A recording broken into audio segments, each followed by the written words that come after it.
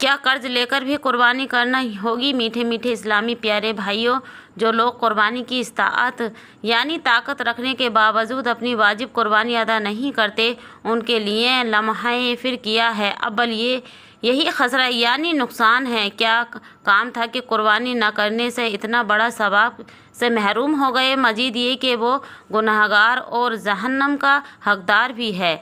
फतवाए अमजदिया जिल्द नंबर 3 सफ़ा नंबर 315 पर ये मौजूद है। अगर किसी पर कुर्बानी वाजिब है और उस वक्त उसके पास रुपए या पैसे नहीं हैं, तो कर्ज लेकर ये कोई चीज़ फ़रोख्त कर भी कुर्बानी करे, क्योंकि उस पर वाजिब थी कि अल्लाह ने उसको इतना दिया है, उसके पास इतना माल है कि वो उसको फ़रोख्त करके अल्लाह के नाम की कुर्बानी करे।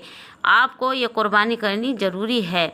और अगर कोई गरीब है, इसकी ताकत नहीं रखता, उसके पास कोई अपने घर के अलावा कोई और मकान नहीं या उसका कारोबार नहीं, और वो अगर कर्ज लेकर कुर्बानी करता है तो उसकी कुर्बानी कबूल नहीं होगी। तो प्यारे अजीज़ों, इन बातों का ध्यान रखें और इन बातों को ज़रूर अपने अहबाब रिश्तेदारों तक ज़रूर फैलाएं।